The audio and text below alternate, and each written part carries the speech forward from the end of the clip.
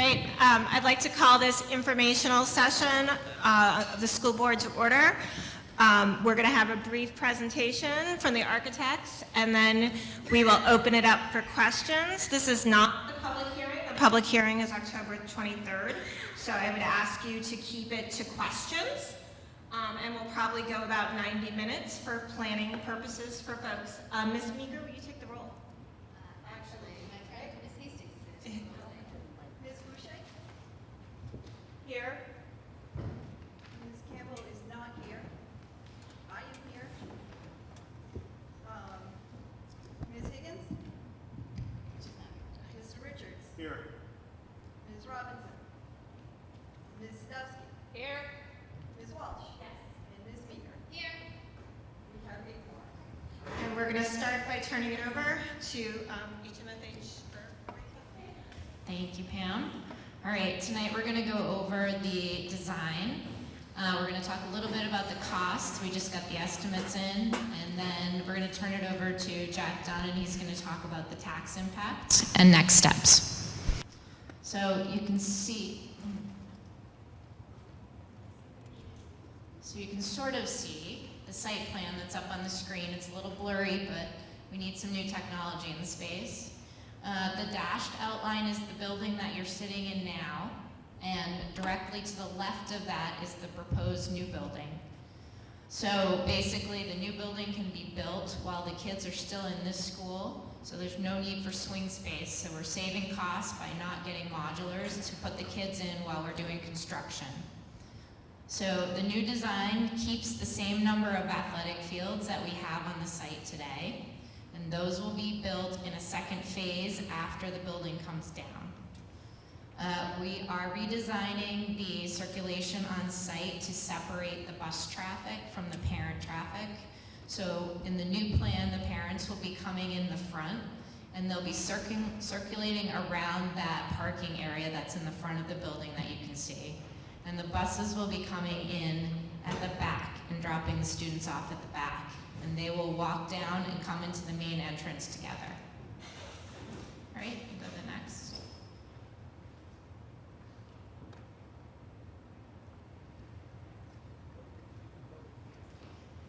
Okay, so I'm going to give you a brief overview of the design.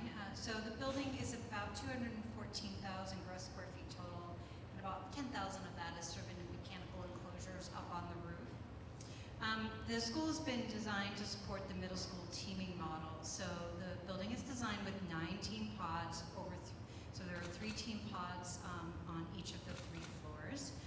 Those team pods are where kids are going to spend the majority of their day, and there's sort of 3 core academic classrooms and a science lab in that team pod. Those are at the bottom of your screen.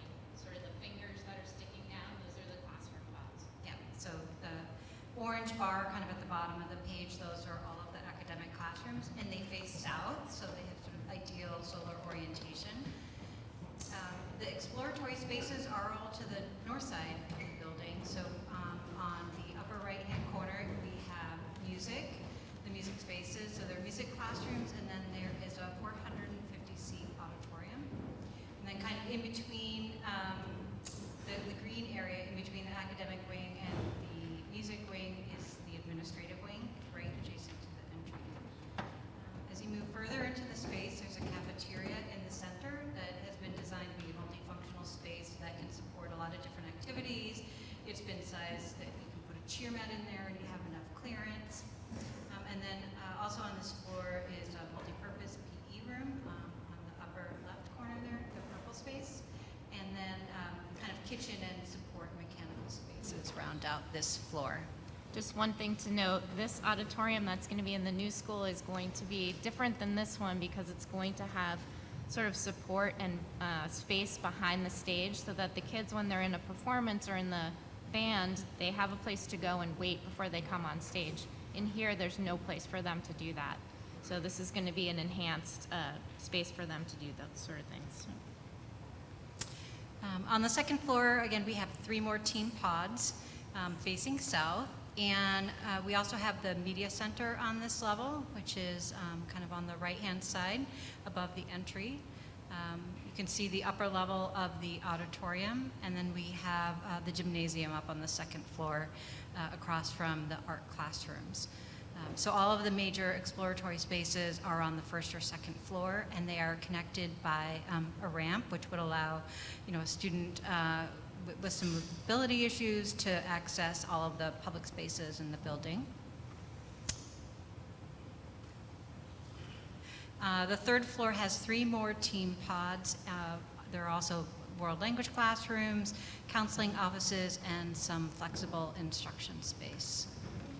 So unlike in this building where the classrooms and the science labs are all split up, in this new building, the teams will be together like they're designed to be in a middle school, so that education will be enhanced in the new building by the layout of the building.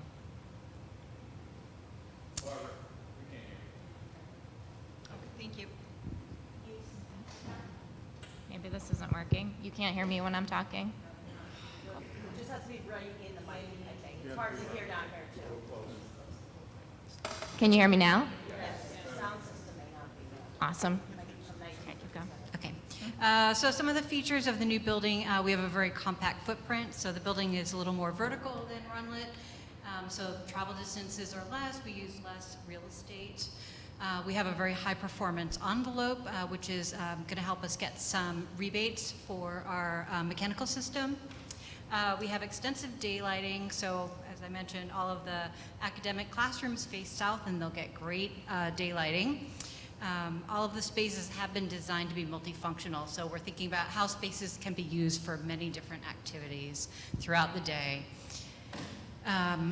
All of the mechanical systems right now are in enclosures on the rooftop, which will really extend their lifespan. We have geothermal heating and cooling, and we're going to talk a little bit more about some of the tax incentives that are allowing us to use geothermal, and it's very cost effective right now with the tax incentives in place. And we have enough solar on the building to achieve net zero, and again, there are tax incentives that are helping us be able to afford solar panels. So the building's also been designed with cost-effective and durable materials. The exterior is mostly brick. The interior finishes are pretty simple. We've got polished concrete floors and linoleum flooring, and ceramic wall tile in high traffic places for durability. And this is a diagram that shows the existing middle school footprint next to the proposed footprint. So you can see that the building is very compact and really will reduce travel time for students who are traveling from one end of the building to the other. And also give back some real estate so we can fit all of the parking and athletic fields that we need on the site. It's a little hard to see on that slide, but you probably noticed it if you took the tour, you walked in, there's that really long hallway that kind of connects the sprawling building, and the new school will not have anything like that. So it's really an efficient footprint, which saves us money in foundation and constructing the building, but it also will make it more efficient to operate. It's a much smaller footprint. And this is a view of the cafeteria. So this is a space that's been designed to be multifunctional. We've sized this that it can fit a cheer mat, has enough clearance in it that it could be used for things like cheer practice, because we know that all the public spaces in this building are really heavily used during the day and after hours. So we want to accommodate all of those needs. And this is a view of the exterior. So this is looking kind of across the athletic fields towards the entry of the building. So the academic classrooms are the 3 pieces on the left side of the view with the pitched roof.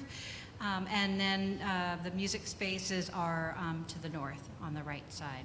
And the building has pitched roofs so that it fits better into the neighborhood. It's a very small neighborhood over here, and so the 3rd floor of the building is really tucked into the eaves of the roof, and it's also great for the solar panels to get the maximum exposure on those.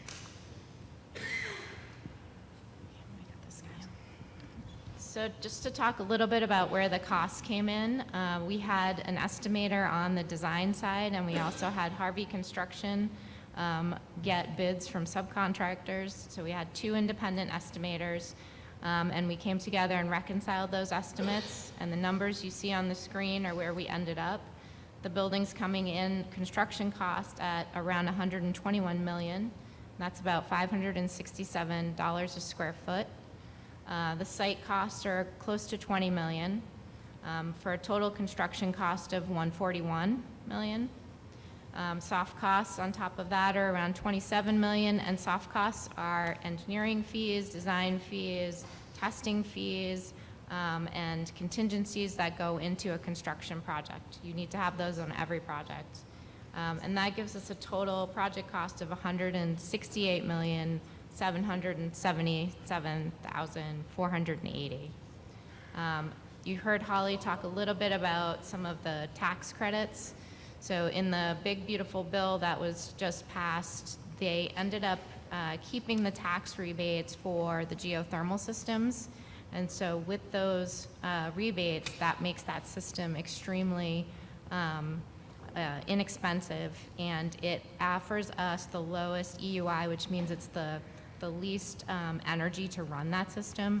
So when we talk about putting solar on the building, it helps us get to net zero because we're using such low energy in this new building. There's also tax incentives that are left for solar if you purchase them by July of next year. And so we have a plan in place to get the solar purchased so that we can put that on the building and also receive those rebates. So you aren't getting state funding, but you are receiving a lot of federal funding for this project with those rebates. There's also utility credits because this will be a very efficient building that we're taking advantage of, and those total $13 million. So if you push this out and don't build now, you may not be eligible for those tax incentives. Definitely for the solar, but the ground source, heat pumps, the geothermal are sunsetting as well. So with that rebates, we are at a total project cost of just about $155 million. We also went through a process of looking for things that we could value engineer from the building. We're always looking for ways to make it more efficient, to reduce the cost. And so some of the things that were decided to be taken was to reduce the exterior canopy that's at the entrance, maybe taking out the multipurpose bleachers. And some of these things we can take out now and put them in as add alternates. So if we get towards the end of the project and we see that our contingency is still in good shape, the project can put them back in if they want to. Some other things, we reduce the height of wall tile in the corridors. We reduce some of the scope of landscaping. And again, anything at the end of the project, like landscaping, that can all be kind of held and taken out at this point and then added back in once we know how much contingency we have left. The other thing that we're looking to do is expedite the schedule and start early bid packages. So we're hoping to get drawings out to the construction managers in March or April of this year to start things such as the geothermal wells and also the some of the site prep that we need to do. There are some soil problems on this site that you may have heard about, and those are going to require us to do rammed aggregate piers for the foundation to stabilize the soil. So we're hoping to get those started early. I'm going to turn it over to Jack to talk about the tax.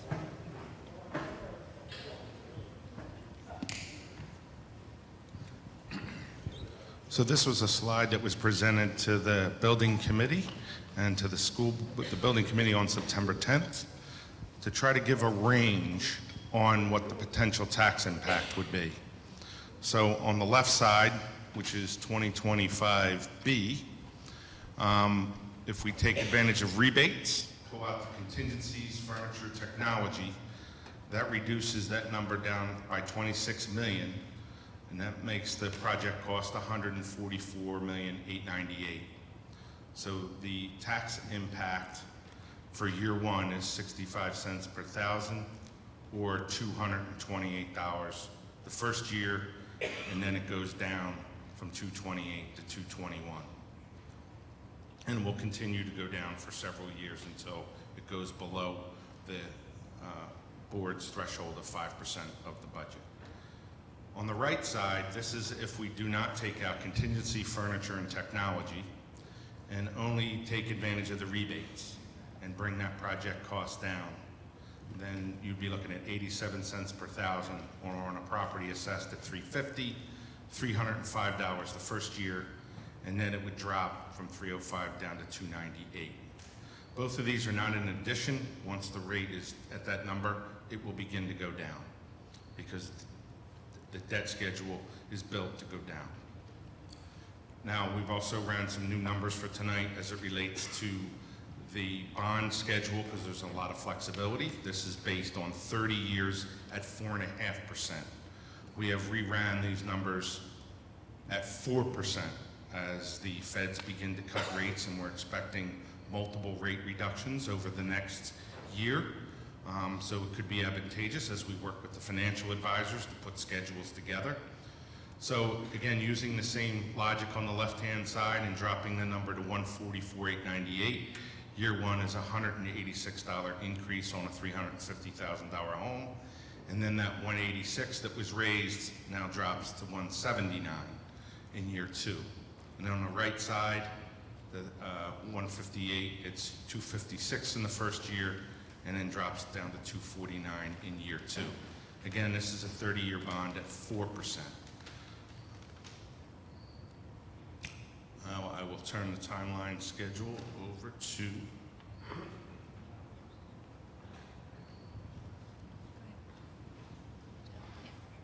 So, as I said, we're hoping to start construction early in April with some of the site prep that we need to do. Our drawings will be finished in July. Then construction will be ongoing, and we're hoping that the kids can be in there over the holiday break of the 28-29 year. And then after that, this building has to be demolished, the field's completed, and the fields will be ready to use in 2030. Fields have to sit for a year so they can establish because they're grass fields. And I think that's it. The last thing is the next step will be the public hearing. Which will be on October 23rd at Abbott Downing, because we can live stream from Abbott Downing, which we can't do tonight. At this point, we will open it up for questions. Is there a sign-on sheet up there, Bridget? But if you just want to come down to the mic, sign in, introduce yourself. Again, this is not the public testimony. This is really an opportunity to ask questions. So if we could try and stay on that, that'd be great.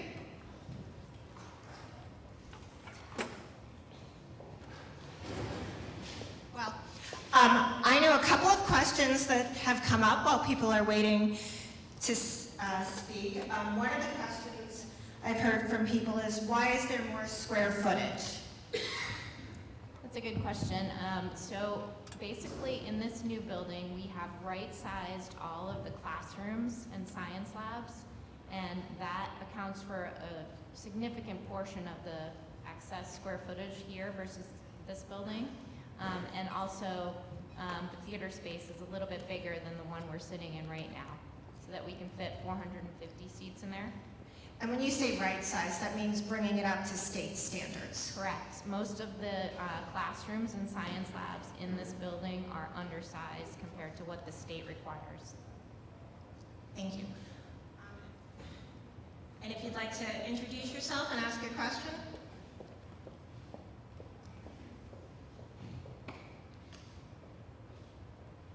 The gentleman signed in ahead of me. Yeah, there's a list.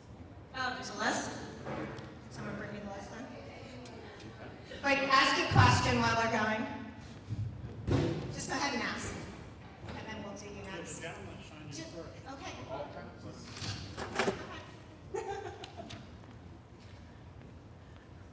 I know this is. How was that? Better, it's better close. Sorry. How was that? Yes. Yes? Okay. My name is Alex Streeter. I live in Ward 7. I know that there really isn't any provision for EV charging at the moment.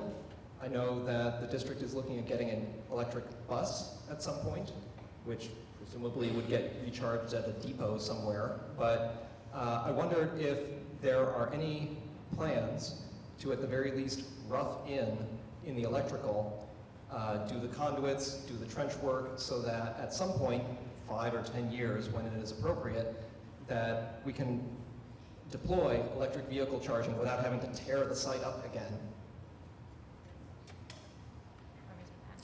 So there are EV charging stations planned for cars on the lot of the new school. And the much higher wattage connection for charging a bus. The buses have been ordered, the electric buses have been ordered, and we are currently installing the electric at the joint maintenance facility that we share with the city, where we store all the buses. We don't have a plan to store the buses at Rundlett. I understand, but it may be advantageous to have a second location where the bus could be charged. They bring students here for some activity, maybe it's an after-school thing. The bus can be charging while that activity is going on, or sports teams or what have you.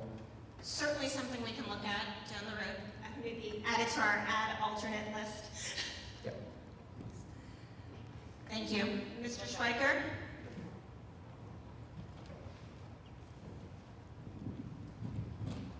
I'm Roy Schweiker from District A, and I have two questions. I'll ask one and then the other if nobody else comes forward yet.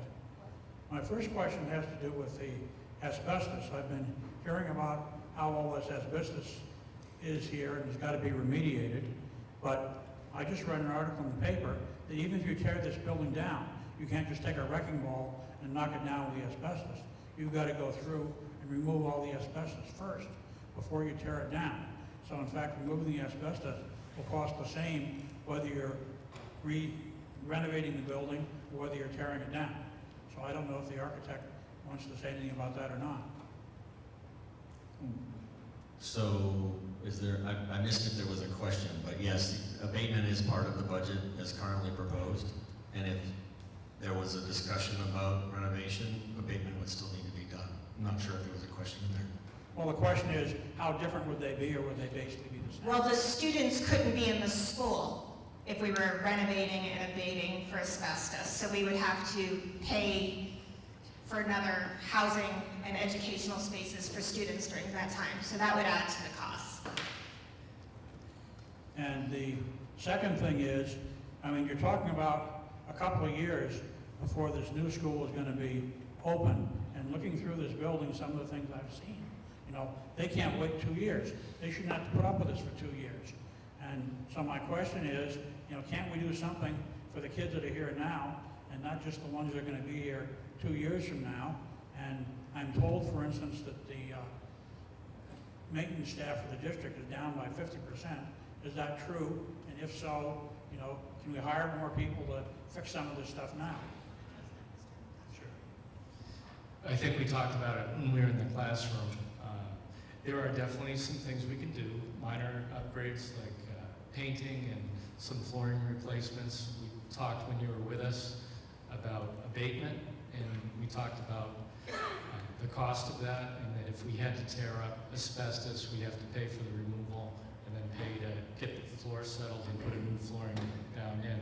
But we're constantly looking at small upgrades while we're working through this process, so we would do that.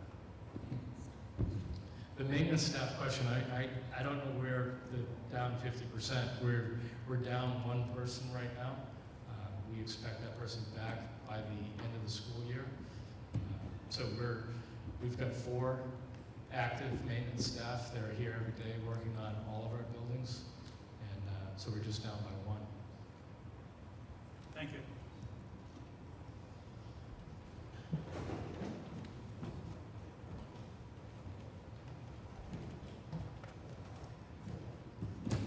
Hi, I'm Ridgely Mock. I'm in Ward 5.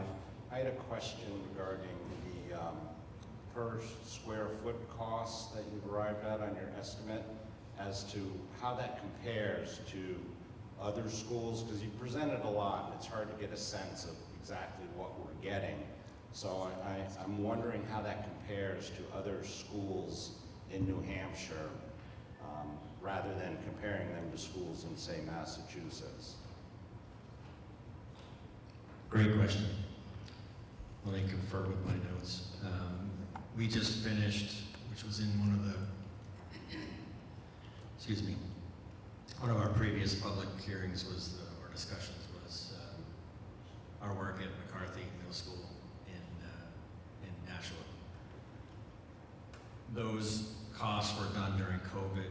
I can tell you that between March of 2020, essentially doomsday, if you will, until today, it's about a 35% increase. So those costs are skewed in that regard. But if you were to build that project, that McCarthy project that came up probably a year ago when we first started discussing comparisons, in today's dollars, again, this is not escalated for a couple of years, is somewhere in the $425 a square foot. Excuse me, programmatically, the architects would need to talk about what's different about that versus what's different about what we're proposing here in Concord. For instance, auditorium space, theater space, music space, there's different things that cost more per square foot relative to that. So it's hard to really get a comparison true to that nature. We are currently budgeting three projects in Manchester. We're under construction next week on two of them, two middle schools, addition and renovation for two middle schools and the construction of a new elementary school. Those projects are all running just under about $600 a square foot. Again, programmatically, you'd have to look at what, we haven't done that analysis, but you'd have to look at square foot of classroom versus square foot of support space versus square foot of amenity space, things like that. But the costs right now are hovering between that $550 and $600 a square foot. Thank you. If I could ask one more question, economics, I guess, perhaps to Mr. Dunn. Presentation-wise, you use 350,000 as the average or perhaps median, I'm not sure what you're using, for assessed value. Is that the average or median value in a home in Concord for assessed value? I've only been using that. It used to be 250, and then it went up to 300, then 350. So it's what I've been using. Obviously, with the reassessment that's happening in the city that will come out next year, we'll see what that average is. So that's just what I've been using.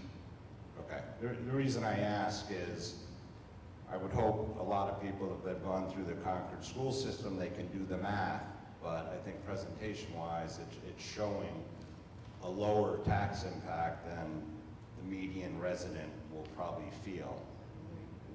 That's why I asked the question. Thank Sure. you. If you could please sign in on the sheet there.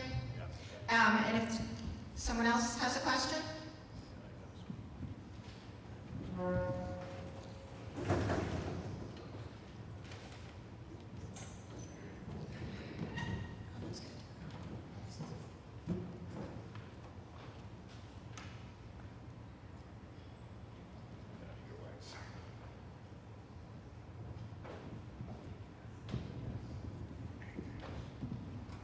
Hi, my name is Bob Wolf, Ward 7 up the street on South Street. I've been there for 49 years.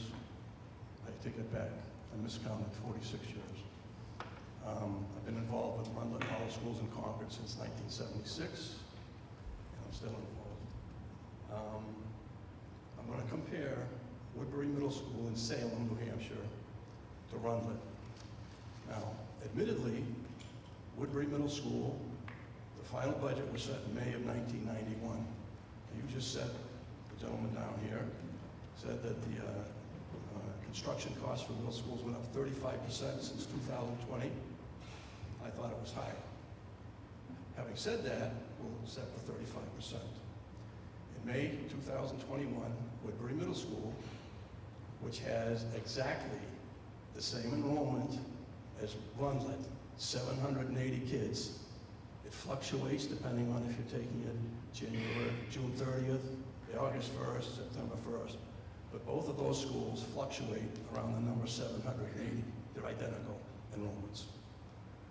The cost of Woodbury Middle School, which was remodeled, new pieces, old pieces, some taken out of the middle, and beautifully done, all modernized, 170,000 square feet instead of 200.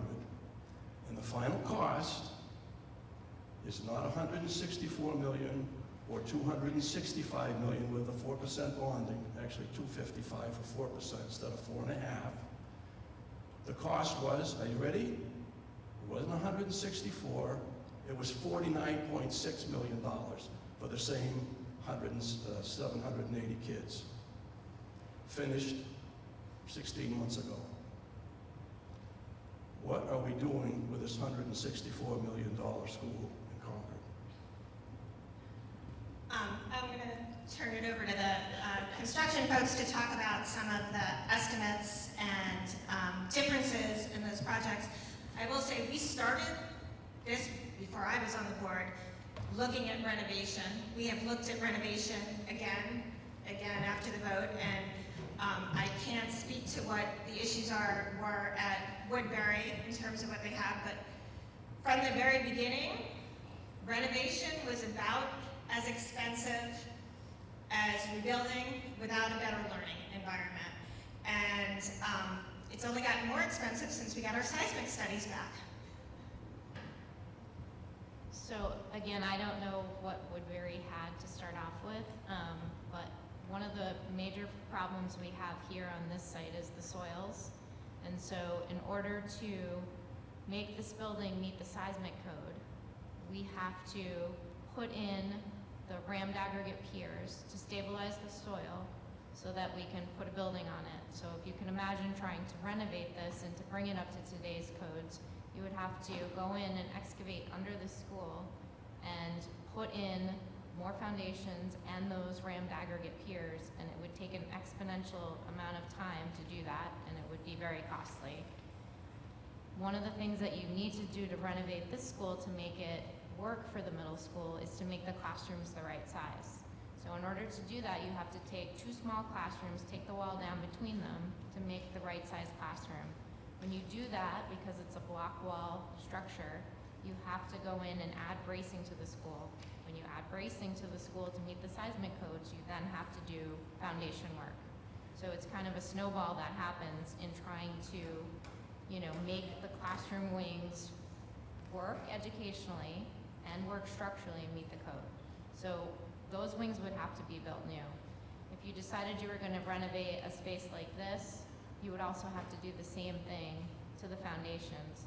And we also looked at saving the gym in this building and building new classroom wings around it. But what happens is you have the gym and this room offline for a year and a half, probably 18 months. So the kids don't have any space to have PE in for that extended period of time.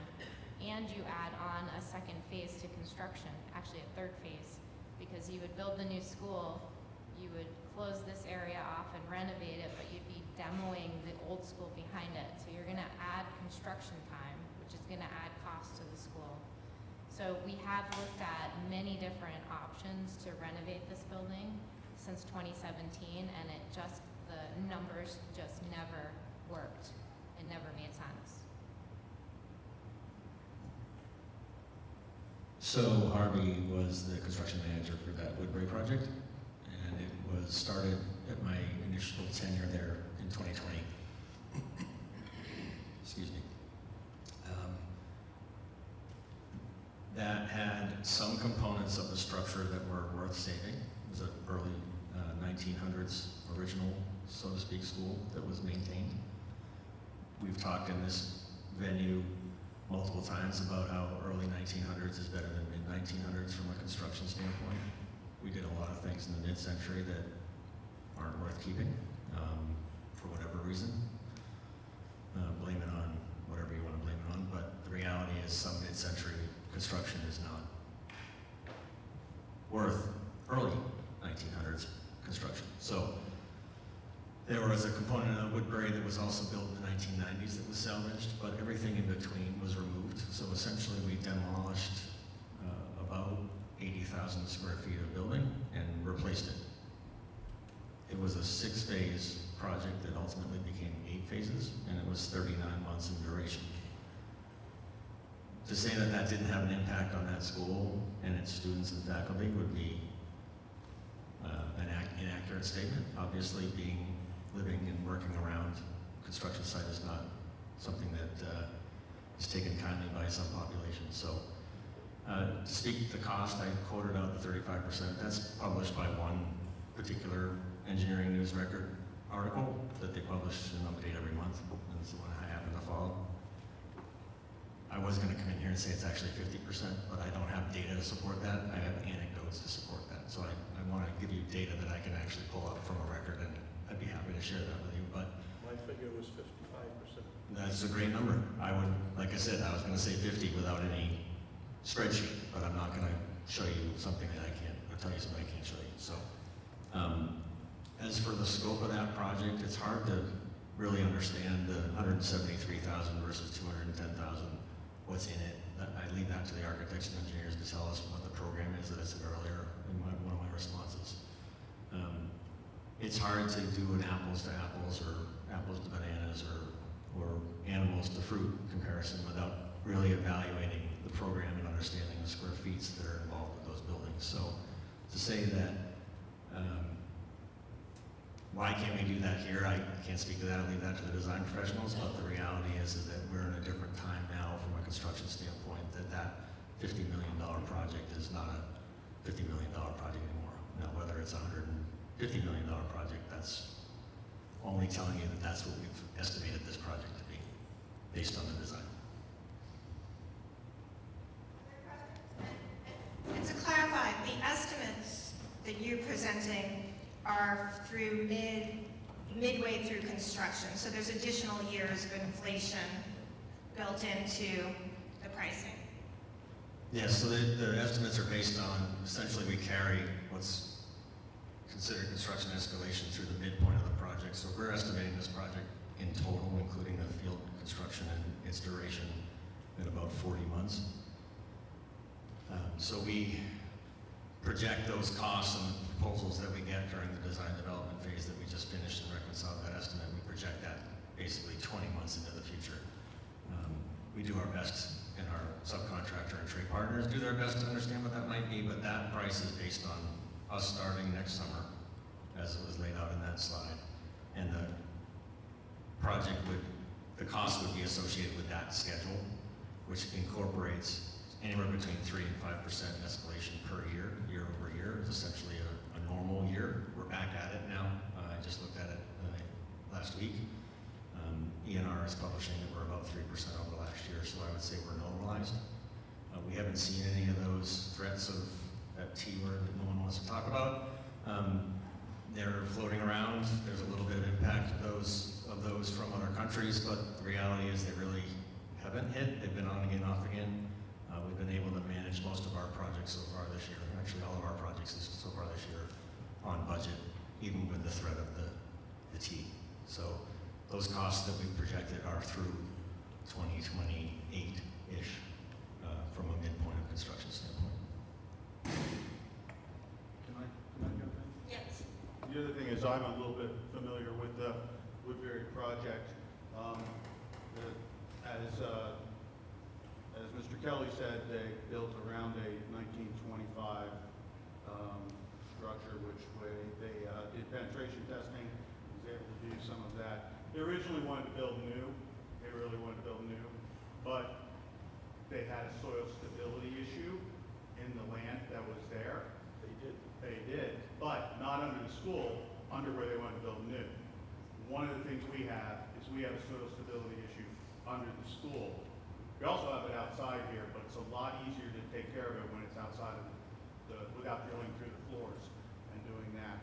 So, and then just taking a look at, and I'll just give you the numbers, and as Mr. Kelly says, you can probably go with several different numbers, but the construction analytics folks listed an annual inflation and a cost increase in construction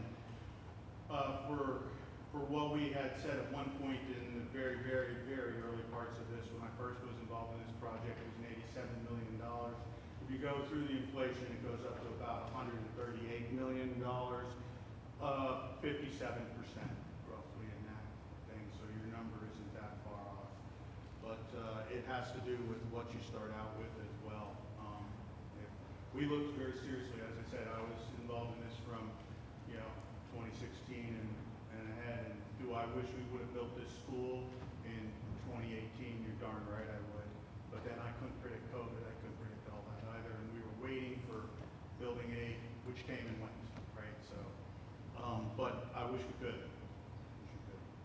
And if you want my numbers, I can give you some of them, like, you know, or you can look them up on construction. Thanks. I'll have more later. Nope. Happy to talk. Yeah, and I just wanted to comment, sorry, I just want to step in real quick too, because I looked at the website with the graphics for the Woodbury school design. They're so great, right? Like, great visuals, there's a lot of hope there, like, oh man, maybe this could be us, right? And I really want you guys to know that these are the questions we're asking too. And as much as I like these people over here, every time we come to them, they say, well, here's the thing, guys.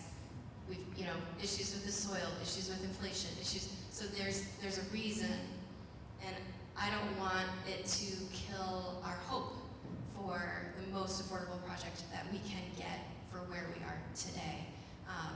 And I do think that we owe the community and ourselves a little better graphic representation of the story of the school as we are building it. Like I saw for the Woodbury site, I think it's really helpful to have great visuals that tell a story, not just, you know, all the text. And so that's something that I've been thinking a lot about too. Like, how do we tell our story? What is this story going to look like over the next few years? And I want it to be a joyful, visual, like understandable experience for everyone. Thank you. Now that we know, I live in Ward 4. One of the challenges with rebuilding in place is the effect on the students that are here now and will be here for the next 3 years.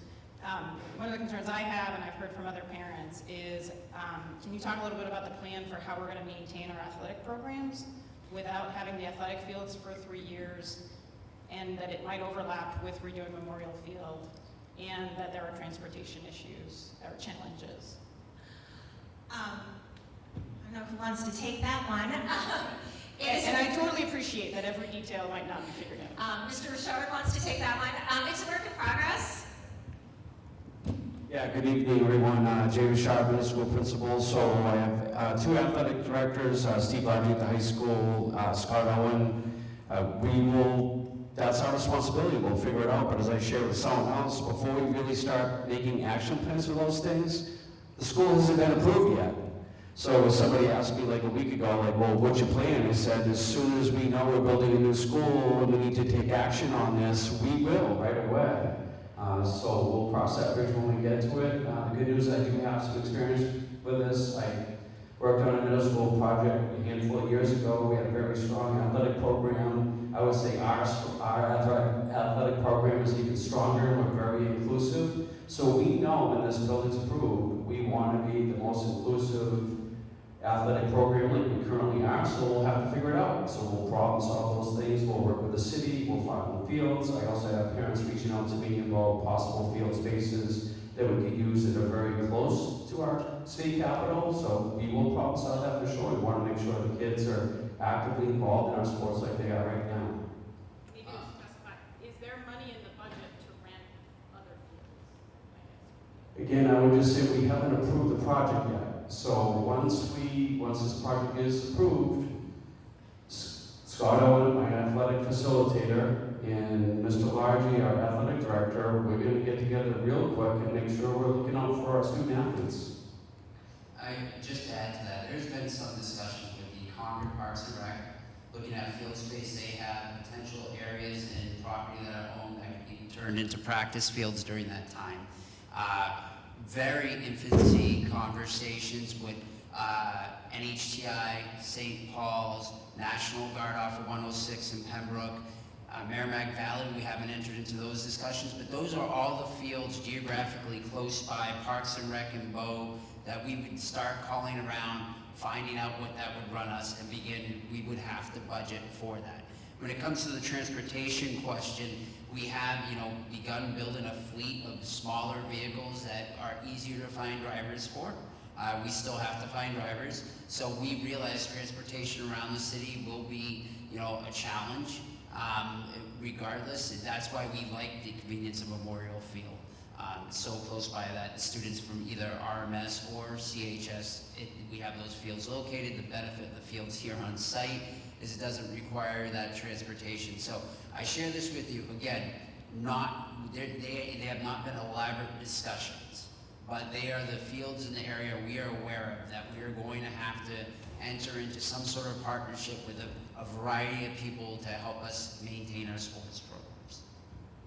And I'll just add, Barb Higgins and I are on the committee that is looking at Memorial Field, and I can assure you that the city is very well aware that we don't have a lot of fields. We're really very tight. And they're looking at it as far as their timing on that project for Memorial Field as well, to coordinate on counting on being able to use, Rundlett fields in the summer and other fields in the area. So we're aware of the concerns. We don't want to cut anyone out of either their school-related activities or their, community-related activities. So all I can say is that, we're paying attention to it. Additional questions? Can you hear me? All right. Sean Landry, Board 5. Just wasn't really prepared to make a talk, but offer a unique perspective. So my kids I have a 6th grader now. I'm also a managing principal of the Valley Brunsinger Architects, architect for the Salem Woodbury School. I think I will be supporting this school. HMFH is a reputable firm. They do great work. We compete against them all the time. Woodbury is an apple and a banana when you're comparing this place. Woodbury really had some good bones. It had some historic character. There were things that were worth saving about Woodbury. No offense to Rundlett, but there's not a lot here that's worth saving. It's in bad shape. It's one story. It's a sprawling school. It's got seismic issues, soils. I just think that if we keep trying to rethink this and go backwards, we're never going to get to a school. You're missing both my kids at this point. I have a 6th grader and a 4th grader. I don't know if either of them will get to experience the new school. They'll get to live through the construction. We just can't, you can't keep thinking and going backwards. We don't make progress that way. I think you have to listen to the professionals. Here is sort of an independent voice that they know what they're doing. Keith worked with us in Woodbury from Harvey. Really, we've studied this. They've studied this. 2017, over and over again. Guys, we gotta move. It doesn't get cheaper. It just keeps going up 5% every year. You're gonna have to pay for redesign fees. You're gonna have to pay for however long. A phase is no joke either. You've got, talk about disruption, but also years and years of like how long that takes to figure it out. You'll have other costs that you're not thinking of with regard to where do people go. I mean, one of the challenges and one of the reasons that we weren't even looking at, and I say we, it's not me, these guys. I mean, in all honesty, I would love for you guys to go back out and get another swing at this. I live in this community, and it's my firm that didn't get it, and I would love to have an opportunity to do a school in my own community. But at the same time, one of the reasons they went to the east side and looked at the east side was because of land constraints here. And so you talk about Rundlett, which is a sprawling one-story thing. You can't add on to a one-story thing. So it just, I think when you hear it sort of in sound bites, maybe it makes sense, maybe it sounds good, but when you really look at what you're comparing, it's not really a good comparison. And it's just, it doesn't make sense and we need to move forward. So I'll be supporting the school. And I'm happy to talk to anybody as sort of an independent voice. Like, I have no skin in this game other than my kids are gonna be here or miss out if we don't do it. Thank you. Could you just make sure you sign in? Sure. It's on the Oh, sure. Yep. I would love to talk. Yeah, absolutely. Maybe just, is there a question? question in there. Oh, sorry, was that? But given that the Woodbury School had come up as a comparison, I think the personal expertise was worth having people share.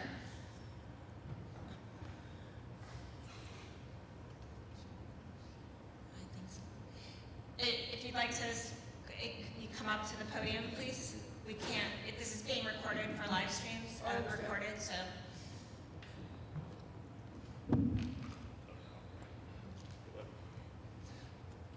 So we've brought up the question of comps earlier, other school projects in recent memory that may or may not have been skewed by being before COVID or just after COVID. Does anybody have any information about current projects, things that are being developed and built now, and how that compares? I think Mr. Kelly had already talked about Manchester, and that it's about the $600 per square foot, and that's happening right now. Being constructed, yes. Yeah. Do we know anything about projects that are maybe a little bit, haven't broken ground yet, shall we say, things that were on the school aid list in the last go-round before, the legislature yanked it away? I don't have anything about whether those communities have been updating their estimates. I don't know if anyone else does either. They haven't submitted anything new to the state that I'm aware of, but I assume they would be reevaluating as we've been doing as we go through this. Additional questions?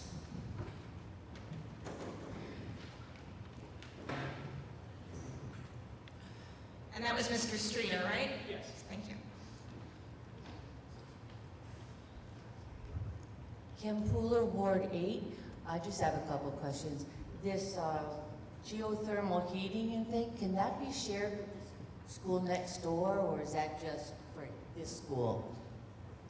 I don't know how that works. You guys want to take this? I'll give that a shot. I don't think that would be possible because the heating plant that's in that building wouldn't be able to share that, so no. Okay. And also, I don't understand the seismic things that you guys are talking about. Can you please explain that to me? And have other, I don't know if it's houses or if it's just commercial stuff, have other places have had to have them too? Or did this place have to have them when they were first built? So I'm just confused about this whole seismic thing. So seismic means it can withstand different forces like earthquakes, or it also has to withstand snow loads and wind loads and all of those different things. So when we design a building, we have our structural engineers design bracing and things that help to support a building if any of those forces act on it. So when we tested the soil on this site, we found that it was very loose sand. And so basically, if there was an earthquake, it would be subject to liquefaction. And so in order to reduce that risk, we put something in place called rammed aggregate piers. So they basically take like a drill and they fill a hopper with stone and they drill stone down into the ground, and it pushes those loose soils together. So it kind of solidifies them. And when that is in place, you can put in a regular foundation for your building. Do you have to do this for all buildings that are being built now? Not all buildings. You have to test the site, and if you find those soils on your site, then you have to do it. Now, we've installed those on, I would say, 80% of the projects I've worked on in the last maybe 6 years for different reasons, but for all the reason of stabilizing the soil. Sometimes you get soils that are silty or have a lot of clay in them, and that helps those types of soils too. So it's a pretty common thing that you can install, and it's a lot less costly than some of the other things you would have to do. So does that mean that all the buildings in Concord, since everything around here is sand, has had to have that done? No, because actually we built the elementary school, and we went back and looked at those geotechnical reports, and the soil just that far over is fine. So, no. Okay, thanks. You did ask a question about whether other projects are doing that currently, and to piggyback with what Tina had indicated, one of the schools that we're working on in the Manchester School Districts had the same issues. And it's right next to an existing school as well that, when it was built, didn't have the issues. Obviously, the codes changed over the time, but we are currently doing this same work on another project. And the state is building down the road a secure psychiatric facility, or they stopped construction because of this issue. Right, I'm just gonna add to that, as an employee of New Hampshire Hospital, that build should have been done by now. I don't know what happened and why. I don't know what happened to the secure psychiatric hospital build, only that the building was sinking. They were not prepared for how much it had sunk, so that is now stalled indefinitely with no plan to construct. And those are our tax dollars right across the road that are now having to repair for the lack of foresight. So certainly don't want to get into that situation. And I just want to make a quick comment about how we learn about these things as they come in. You know, this was a geotechnical report that was just issued recently, so we're all learning about it. But I was at a community event recently with parents and kids, and a middle schooler came up to me and he was like, "Do you know about liquefaction?" You know, because he and his friends are talking about it. They're interested in what's going on with the school, and you know, of course, his interpretation of it was very wrong. It was similar to the quicksand you'd see in the old movies where everybody just, you know, fell into the earth. But all that to say, like, you know, these are highly technical concepts that, you know, we owe you simple explanations when we can give them to you. So I really appreciate the questions because, you know, it's part of the story again. And I love that our kids are dialoguing about this too. Can I ask you a question? Well, actually, it's not a question, it's a couple of points of interest. You were asking about other projects. There's just approved in June at Cape Elizabeth, Maine. They, for $87 million, are building a new middle school and renovating an elementary and a high school. I think I know that the middle school is about 2/3 of the size of what Rundlett is, so we're probably talking like 500 students. The voters of Cape Elizabeth voted down 116 million. So they went from 116 down to 90. Another point of interest, my understanding of the psychiatric hospital issue is Bow Brook. It's not seismic, but it's water. So that's my understanding. I don't know if that's true or not, but that's what I'm hearing. Thank you. I can't speak to Cape Elizabeth, Maine. I will just say, as we've discussed earlier, projects are different. You know, one of the things the building committee and the board has done is go through and make choices about what should be included and what should not be included, and recommendations, and those decisions are not final. And so there are, if you go back and look at the building committee meeting of, I can't remember, the September 10th, you can look at the whole discussion. I think the spreadsheet is online, and certainly at the public hearing, if there are things that you think should be taken out of the building, then, you know, I mean, the auditorium has been a big point of discussion among the board, among the building committee. Those are things that, you know, we want to hear from people on October 23rd, if there are things that you think should come out of the building. Additional questions? Board members have anything that they would like to bring up? Richards? Yeah. Because she asked a great question, and I was just curious, would there be, while the geothermal can't be sent over to the unit store, what if there was like photovoltaic and electric, you know, the solar panels? Is there a chance that there would be enough? I don't know what the total number is going to be, but is that something that could maybe be sent next door if we wanted to?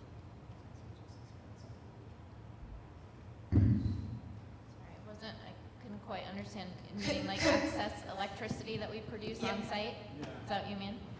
I'm not sure how that would happen, but we could ask the electrical engineers about that. One thing we didn't mention about the geothermal and the solar is not only will we get tax rebates, but we'll save about $300,000 a year on our electric bills, because we won't have them for the middle school, and this building is old and inefficient, so. Right. Any other questions? Any other board members? One last question, I think, we've heard some talk about, well, can't you just patch it up here and there for a few more years? I know we've looked at the capital facilities, we have tried to patch things up without making major investments. We don't want to put a new roof on a building that we're going to tear down. But with the seismic studies and changes, what would trigger having to do the foundation work and structure? What could we do? What would trigger? Yep. Well, we looked at replacing the HVAC system, and so depending on what type of new system you put in, that could add additional weight to the roof, and then you may trigger, other codes like upgrading for seismic. So that would have to be studied depending on the type of system that you put in. But that system is all over the roof, and the ductwork is all exposed, so it's a really challenging, project. It's not just a simple HVAC repair. Thank you. Yeah. Seeing none, I'll take a motion to adjourn. Moved by Ms. Meeker, is there a second? Second. Second by Ms. Boucher. All those in favor? Aye. Any opposed? Any abstentions? Thank you all for coming out tonight. info@sauwait.org. You can send additional questions, and we hope to see you at the public hearing. Oh, sure.